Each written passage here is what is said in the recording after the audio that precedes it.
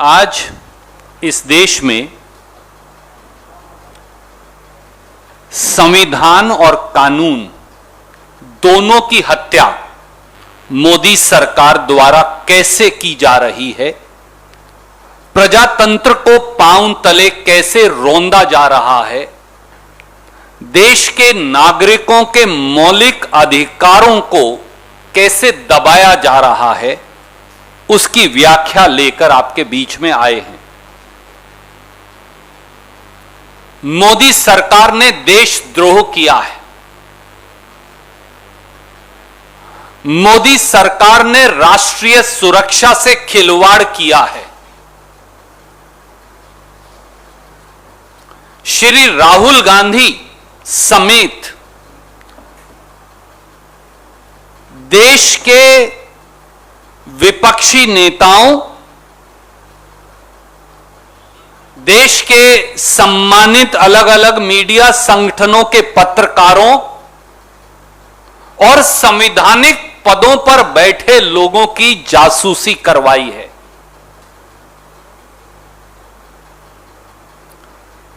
Bharatiya Janata party का नाम बदलकर अब भारतीय जासूस पार्टी रख देना चाहिए। देश के लोग अब कह रहे हैं, अब की बार देशद्रोही जासूस सरकार। जिस प्रकार से अब सार्वजनिक पटल पर समाचार पत्रों और पोर्टल्स की खबरों से राष्ट्रीय और अंतर्राष्ट्रीय स्तर पर सामने आया है, मोदी सरकार इजरायली स्पाईवेयर पिगैसस के माध्यम से देश के सम्मानित न्यायाधीशों की, जजेस की, संवैधानिक पदों पर बैठे व्यक्तियों की, खुद के मंत्रिमंडल के शायद मंत्रियों की, विपक्ष के सम्मानित नेताओं की, पत्रकारों, वकीलों, ह्यूमन राइट्स एक्टिविस्ट्स की, उन सब की जासूसी करवा रही है।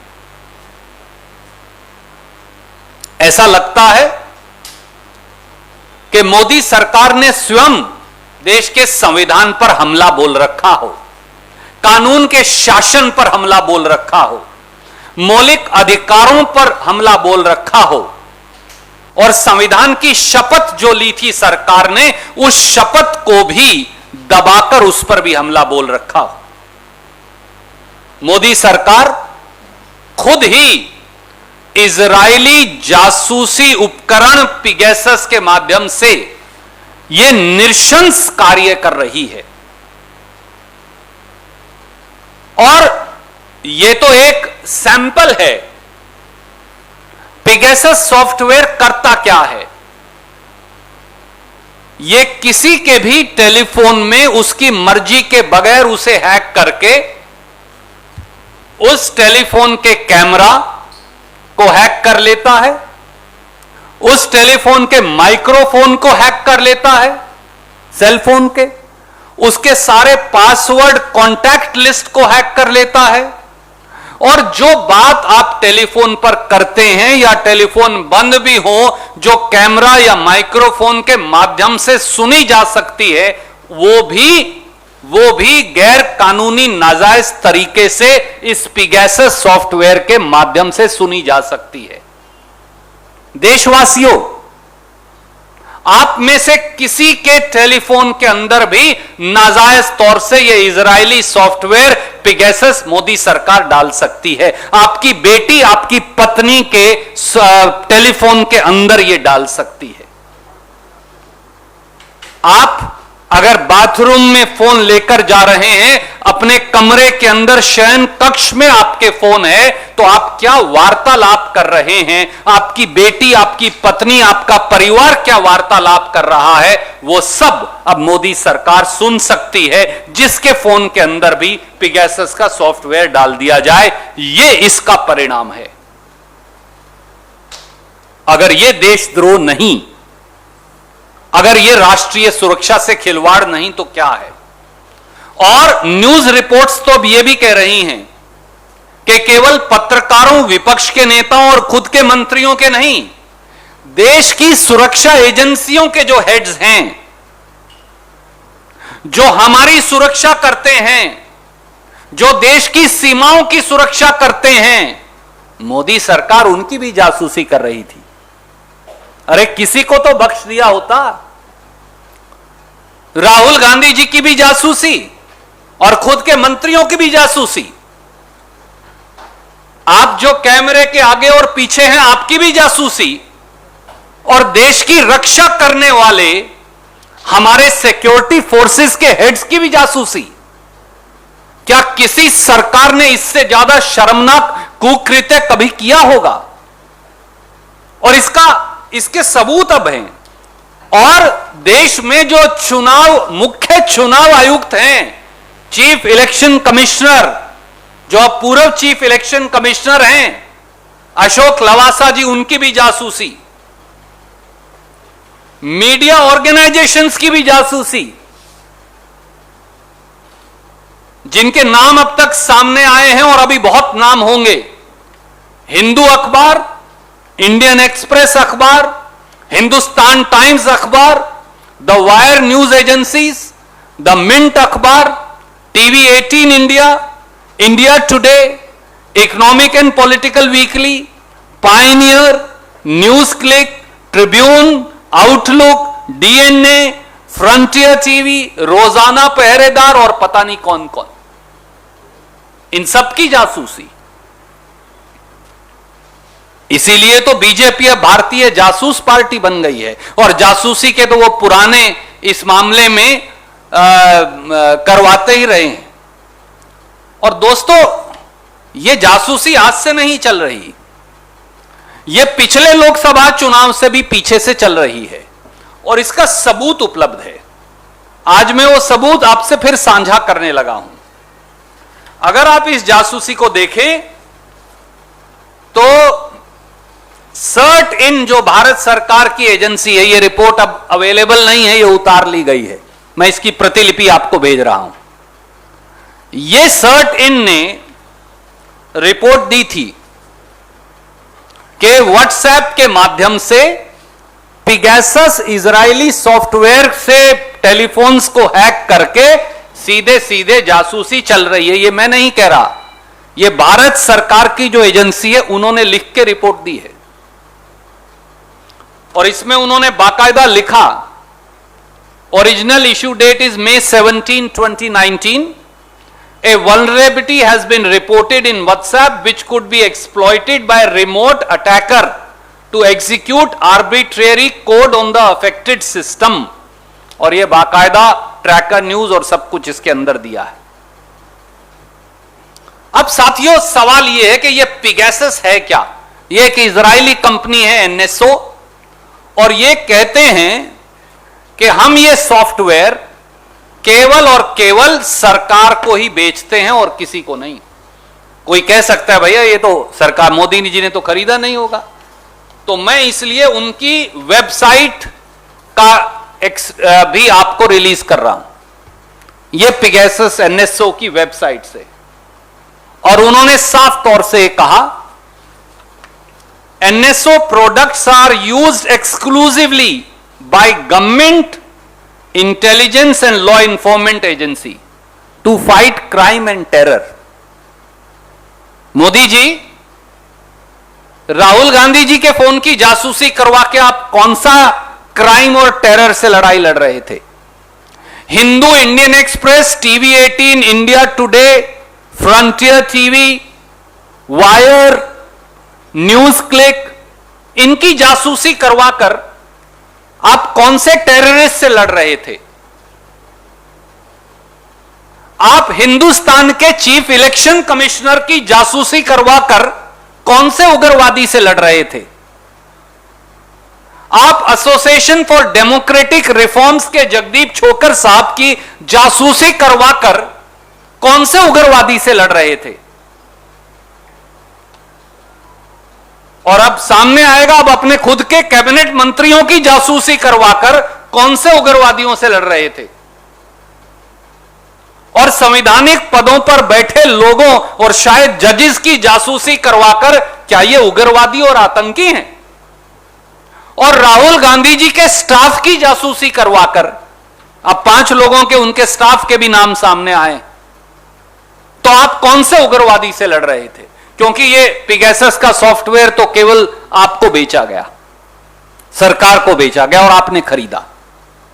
और तीसरा हिस्सा, साथियों, monk school of university of Toronto ने, जिनके पास सिटीजन लैब है, बाकायदा इस पिगेसस सॉफ्टवेयर और हिंदुस्तान पे अटैक की जांच करवाई और उन्होंने जून 2017 में यह पाया, ये मैं उनकी रिपोर्ट की कॉपी आपको रिलीज भी कर रहा हूं, लगा भी रहा हूं, कि हिंदुस्तान के राजनीतिक व्यक्तियों, हो सकता है उनमें खड़गे साहब का फोन भी हो, अधीर रंजन चौधरी साहब का भी हो, ममता जी का भी हो, लालू जी का भी हो, अखिलेश जी का भी हो, दूसरे लोगों का भी हो,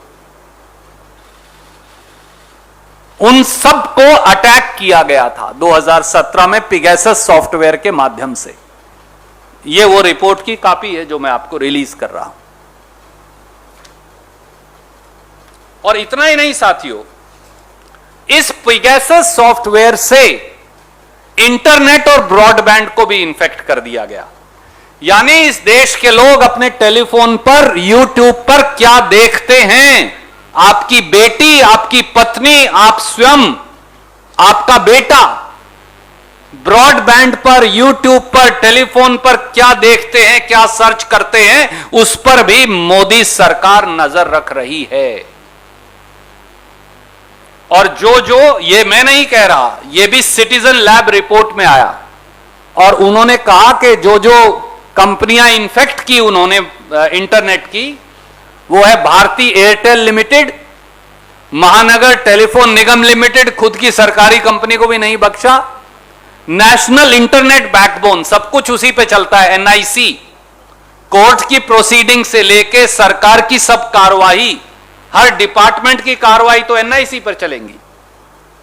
Hathaway cable internet, star broadband services, Atria convergence technologies private limited, ये कागज भी मैं आपको रिलीज कर रहा हूं, ये सब भी इन्फेक्ट हो गया। और आज भी मोदी सरकार झूठ बोल रही है। आज भी आईटी मंत्री ने कह दिया हमारा तो कोई लेना देना ही नहीं, एनएसओ और पिगेसस को हम तो जानते ही नहीं, उन्होंने तो बयान ही दे दिया। शायद मंत्री जी, अगर आप कांग्रेस के कॉलिंग अटेंशन में पुराने आईटी मिनिस्टर का 28 नवंबर 2019 का जवाब पढ़ लेते तो इतना झूठ संसद को ना बोलते। यह मैं इस देश के फॉर्मर आईटी मिनिस्टर रविशंकर प्रसाद का संसद का जवाब दिखा रहा हूं आपको, जो कांग्रेस के कॉलिंग अटेंशन मोशन पर राज्यसभा में उन्होंने दिया। और वहां उन्होंने 3 बातें मानी। पहली बात कि 121 आदमियों के नाम उनके पास आए हैं हिंदुस्तान के, जिनके टेलीफोन को पिगेसस इजरायली जासूसी यंत्र से हैक किया गया है। यह मैं नहीं कह रहा, मैं आपको दिखा देता हूं। यह मंत्री जी ने मान लिया और संसद के पटल के ऊपर मान लिया कि 121 नाम तो उनके पास है। तो जब मिनिस्टर यह कह रहे हैं कि मेरे पास 121 नाम हैं, तो फिर आज आईटी मिनिस्टर ये क्या कह रहे हैं? दूसरा, उन्होंने ये माना कि एनएसओ को नोटिस दिया गया नवंबर 2019 में, यह भी उन्होंने मान लिया। यह है अभी तक व्हाट्सएप ने हमें 121 नाम, ये देखिए, तो ये तो खुद ही मानते थे। नवंबर 2019 में भारत सरकार ने संसद के पटल पर माना और उसके बाद यह भी कहा कि हमने एनएसओ को नोटिस दिया है। मैं आपको वो लाइन पढ़कर बता देता हूं। श्री रविशंकर प्रसाद, हमने तो आपको पहले ही कहा था कि एनएसओ को भी नोटिस दिया है, तो भैया उस नोटिस का क्या हुआ वैष्णव साहब? या आपको सरकार बता नहीं रही? नए नए आईटी मिनिस्टर बने हो, आप कह रहे हो हमारा पिगेसस के बारे में जानकारी नहीं, आपके मंत्री कह रहे हैं 121 नाम है, हमने तो एनएसओ को नोटिस दिया है। अब कौन सा मंत्री झूठ बोल रहा है? पुराने वाला झूठ बोल रहा है या नया वाला झूठ बोल रहा है? इसलिए हमारे सीधे सीधे 6 सवाल हैं और आदरणीय खड़गे साहब और उसके बाद अधीर रंजन जी अपनी बात कहेंगे। पहला,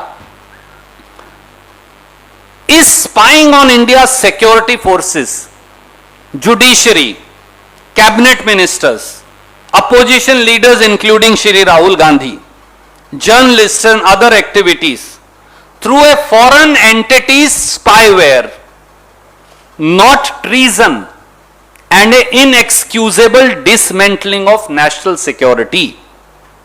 क्या हिंदुस्तान में मुख्य चुनाव आयुक्त, विपक्ष के नेता समेत श्री राहुल गांधी, खुद के कैबिनेट मंत्रियों, पत्रकार साथियों, एक्टिविस्ट और इन सब की जासूसी करवाना अगर देशद्रोह नहीं और राष्ट्रीय सुरक्षा से खिलवाड़ नहीं तो क्या है? दूसरा सवाल, क्या 2019 के लोकसभा चुनाव से पहले और उसके बाद प्रधानमंत्री श्री नरेंद्र मोदी जी और उनके गृह मंत्री अमित शाह जी और उनकी सरकार जासूसी करवा रही थी? और तीसरा, भारत सरकार ने यह इजरायली जासूसी सॉफ्टवेयर पिगैसस कब खरीदा? क्या इसके लिए होम मिनिस्टर अमित शाह जी ने अनुमति दी या प्रधानमंत्री जी ने अनुमति दी? और कितना हजार करोड़ रुपया खर्च हुआ या कितने सैकड़ों रुपया खर्च हुआ और वो पैसा कहां से आया? चौथा, अब यह साफ है कि अप्रैल मई 2019 में, यह देखिए यह सर्ट इन की रिपोर्ट है, भारत सरकार को इस सॉफ्टवेयर की जानकारी थी। तो 2019 से 2021 के बीच में मोदी जी अगर आपको जानकारी थी तो आप और अमित शाह जी चुप क्यों रहे? भारत सरकार ने रहस्यमयी चुप्पी, षड्यंत्रकारी चुप्पी क्यों साध रखी है? और पांचवां सवाल, देश में आंतरिक सुरक्षा के जिम्मेवार तो अमित शाह हैं, तो माननीय अमित शाह को एक सेकंड भी क्या अपने पद पर बने रहने का अधिकार है? उन्हें बर्खास्त क्यों नहीं किया जाना चाहिए? क्योंकि यह सब तो उनकी देखरेख में हो रहा है। जासूसी कांड जो है इस देश का, वो तो अमित शाह जी की देखरेख में हो रहा है। और आखिरी, क्या प्रधानमंत्री की भूमिका की जांच नहीं होनी चाहिए?